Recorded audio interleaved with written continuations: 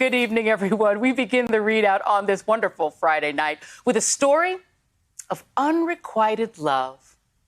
It's a story of Mike Pence's self-destructive yearning for a con man who had uncanny powers over him and the Republican Party, which led to Pence enabling this con man with cultish praise or tongue-biting silence, even as he attempted to topple our democracy.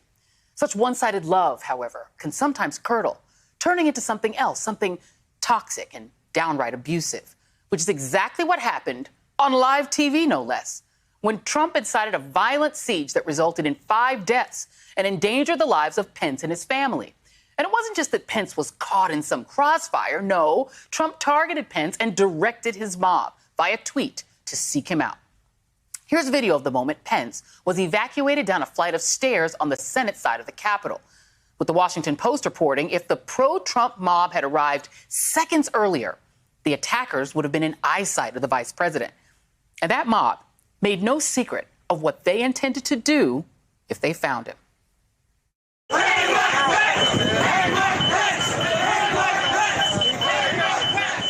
Hang Mike Pence. Chilling words for generations to come. Perhaps Pence didn't get the presidential memo that he's just not that into you.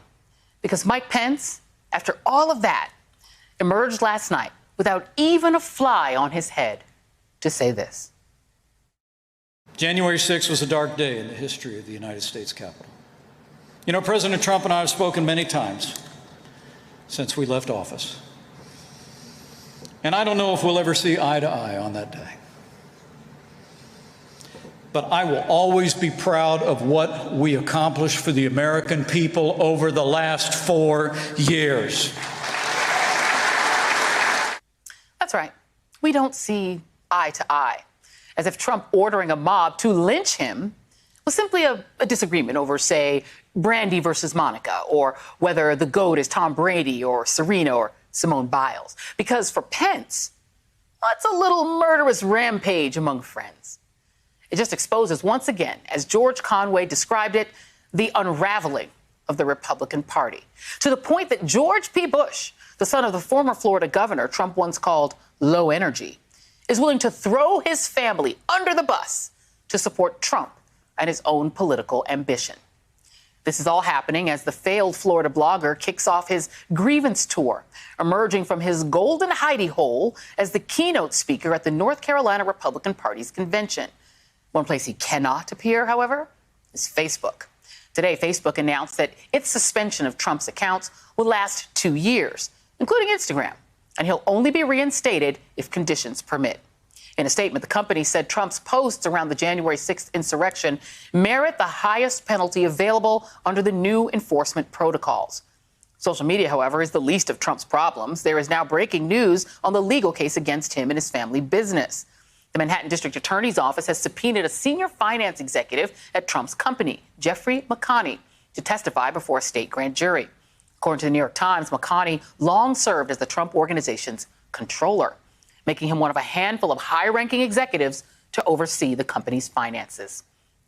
Joining me now is Democratic Congressman and 2021 impeachment manager Ted Lieu of California, and Stuart Stevens, chief strategist of Mitt Romney's 2012 campaign and senior advisor to the Lincoln Project. And Congressman Lieu, I have to start with you on this because you're, sitting opposite members of the House of Representatives who are completely in thrall to this person who faces potential criminal liabilities, who faces huge financial liabilities, who can't help them in terms of fundraising via Facebook or messaging via Twitter. When you talk with Republicans, what is it about him that's so enthralling that he can get away with trying to lynch Mike Pence and Mike Pence still takes the knee? We are watching the radicalization of the Republican Party in real time.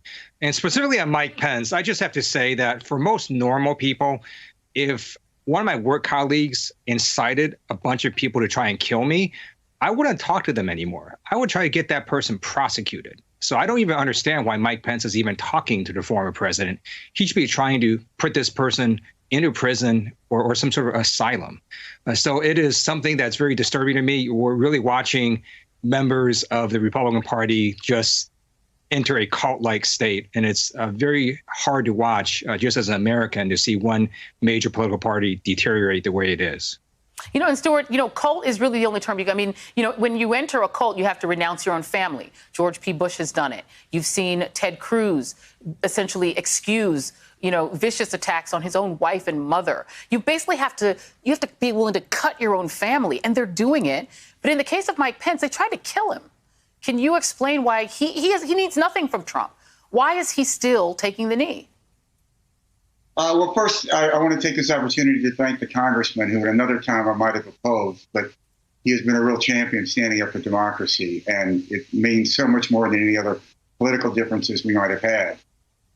So thank you, Congressman. I think the dirty little secret here is that Donald Trump is what the Republican Party wants. And what he has tapped into is a obviously deep-seated autocratic desire on the Republican Party. And I even think a cult is not the way to look at it, because you can deprogram people from a cult. But I don't know how you deprogram people from autocracy and racism. And I think that he has emerged as a white grievance party's leader. And, one of the lessons here, I think, is 1930s. Why didn't America become fascist? Probably because Roosevelt was president and not, say, Lindbergh or Henry Ford. So I think that the truth here is very dark and disturbing. And I think the outcome of this is very much in doubt.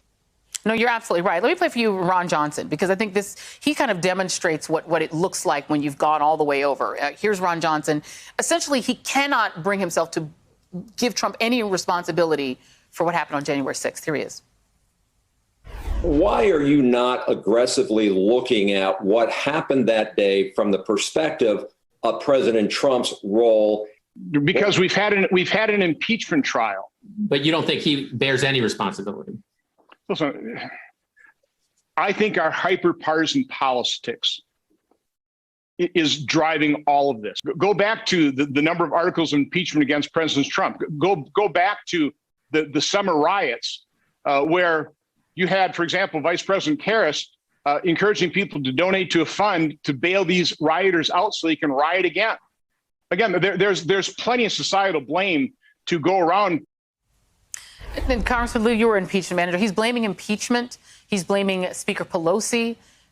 Everyone else is responsible but Trump. In a sense, do you think it would make more sense at this point, given that that's where the Republican Party is? And I think Stuart is absolutely right.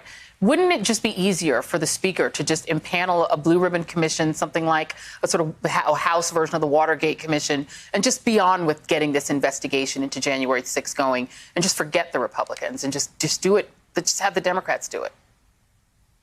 The Republicans cannot stop the full truth from coming out. So the speaker is either going to have a select committee or empower the standing congressional committees to look at January 6th to find out exactly what happened before January 6th, what happened that day, and what the consequences are. So it's going to come out. They can't stop this. It's just the form of what the investigation will look like. And I just want to note something that happened during the impeachment trial. We were in this other room when we weren't presenting, and in this impeachment war room, we had big screens on. And so, of course, we had MSNBC as well as CNN and Fox.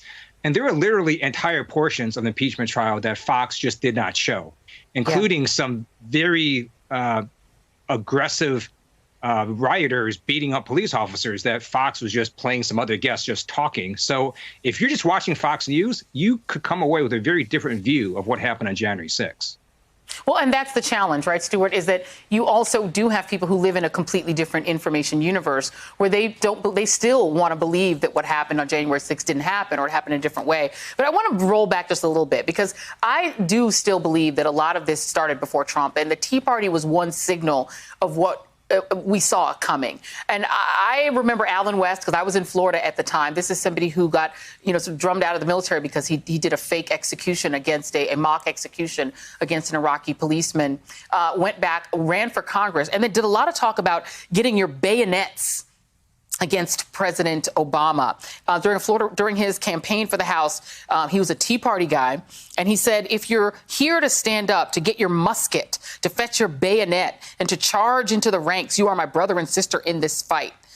You need to leave here understanding one simple word. That word is bayonet. He moved to Texas after he finally got drummed out of Congress in Florida. He spoke at the QAnon convention, and now he's resigning as the chairman of the Texas Republican Party, potentially to run against Republican Governor Greg Abbott in Texas. So it's not just Trump, Stuart. There's a whole generation of them.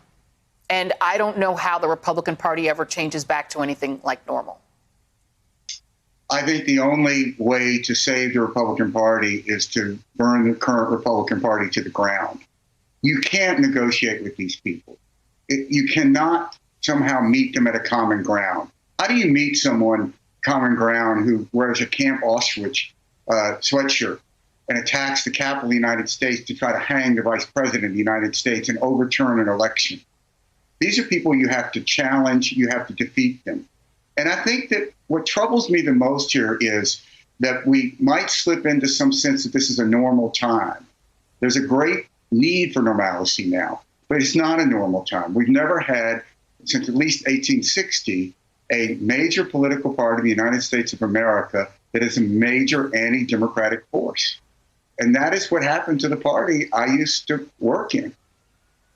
Yeah, it's hard to even imagine the party that you worked in, or Mitt Romney, ever being a viable candidate for anything, right? For president again. You're right. It is completely different.